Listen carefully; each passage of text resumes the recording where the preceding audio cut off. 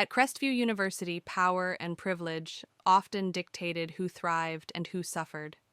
For Vanessa, wealth had always paved her way, until she met a lecturer who wouldn't budge. For Obinna, love had been his only crime, but someone else rejecting the wrong man's advances would turn his life into a nightmare. Few students wield more influence than Vanessa Okonjo. The daughter of a billionaire business tycoon and a senator mother, Vanessa has never known struggle. From her designer outfits to the sleek Benz she cruises around campus, everything about her screams wealth. Unlike most students who hustle for grades, burning the midnight oil in crowded hostels or squeezing into lecture halls, Vanessa has found an easier path. She has mastered the art of buying her way through school, money and connections doing all the work while she parties. Vanessa rarely attends lectures, yet her grades are consistently impressive. She has lecturers on her payroll, men who are eager to bump her grades in exchange for fat envelopes or a special thank you in private settings. Her classmates either fear or envy her. Many willingly write her assignments, do her research projects, and even take notes for her, all for the right price. She is untouchable, or so she thinks. Dr. Ifeanyi Dike, a senior lecturer in sociology, known across campus as a no-nonsense academic. Unlike many of his colleagues, Dr. Dike isn't one to bend the rules. Rumor has it that he once failed the son of a top politician who had tried to bribe his way through. He had turned down girls who initiated sex for grades. He believes that grades must be earned, not bought. Unfortunately for Vanessa, his course is a core requirement, one she cannot avoid. She assumes he will be like the others, easily bought. But Dr. Dakia is different.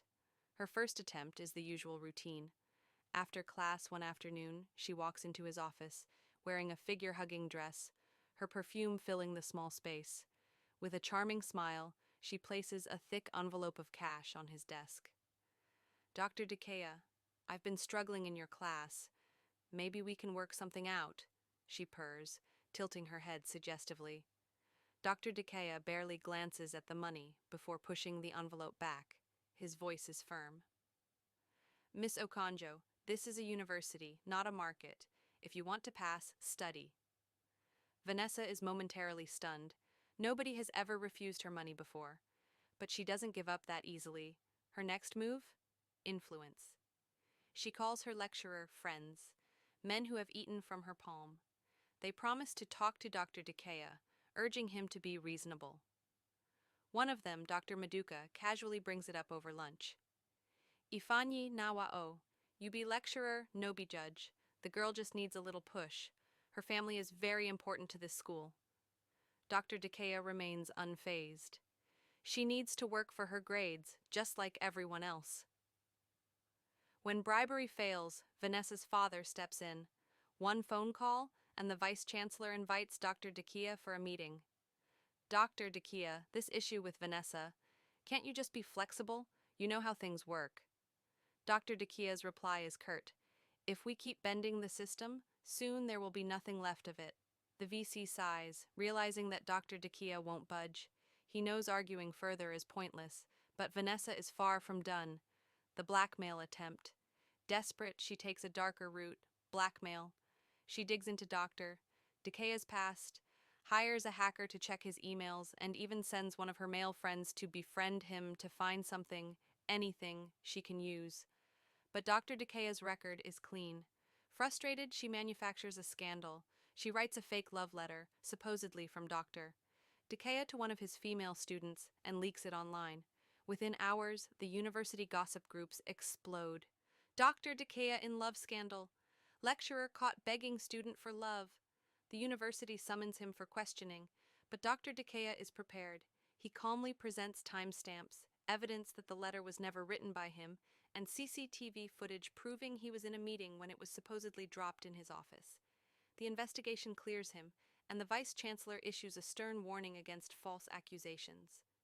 Vanessa watches in disbelief as her entire plan crumbles before her eyes. Final exams approach, and for the first time in her life, Vanessa is helpless. She begs her course mates for help, but most have distanced themselves from her. On exam day, she walks into the hall unprepared, sweat trickling down her back. As the invigilators distribute the papers, she stares at the questions, completely lost. When results are released, her worst nightmare comes true. She has failed, her first ever F. She storms into Dr. Dike's office, tears streaming down her face, not from sadness, but rage. "You've ruined me," she yells. Dr. Dike looks at her calmly and responds, "No, Miss Okonjo. You ruined yourself. Money and connections can't buy everything." As Vanessa walks out of his office, her world starts to unravel. Her connections could not help this time around. Her once loyal friends distance themselves. Her father, disappointed, refuses to interfere further. Even he knows Doctor. Dikea's reputation is unshakable. Meanwhile, a new name rises on campus, Aisha Lawal, a scholarship student who actually studied for the course and aced the exam unlike Vanessa. Now she had to repeat the course, while Aisha is being recognized by the faculty as a top student, even earning a scholarship abroad. The once feared Vanessa Okonjo is no longer untouchable, but cold determination settles in her heart. Is this the end of Vanessa's reign, or will she strike back harder? Chapter 4. The Lecturer's Revenge. Crestview University had its fair share of scandalous stories, but this one was different. Unlike the usual whispers about female students being preyed on by lecturers, this time the victim was a male student, punished not because of his own actions, but simply for loving the wrong girl. Obinna Akande was a final-year economics student, smart, hardworking, and ambitious. He wasn't the type to look for trouble. He had one priority: graduate with distinction and make his struggling mother proud. His world revolved around books, part-time tutoring, and his beautiful girlfriend, Elise Chukwuma. Elise wasn't just beautiful, she was brilliant. A first-class accounting student and a role model on campus. But what made her special wasn't just her intelligence, it was her integrity. She had a way of shutting down distractions, particularly from men who saw her as nothing more than a prize to be won. One of those men was Dr. Sunkunmi Bassi, a young, ambitious lecturer in the business administration department. Charismatic, well-dressed, and charming, he was known for his selective generosity. He had a reputation for taking an interest in certain female students, offering them academic success, protection, and connections if they played by his rules. Elise wasn't interested, and that was a problem. It started innocently. Dr. Bassi would call her aside after lectures, compliment her intelligence, and casually offer his help. "You're a brilliant girl, Elise," he'd say, his voice dripping with charm. "With my guidance, you can go very far." But when she repeatedly ignored his subtle hints, the compliments stopped. The promises turned into veiled threats.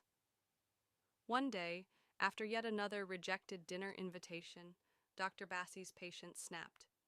"Do you think those books will protect you forever?" he asked, his smile vanishing. "This university runs on power, and you need the right people on your side." Elise met his gaze fearlessly.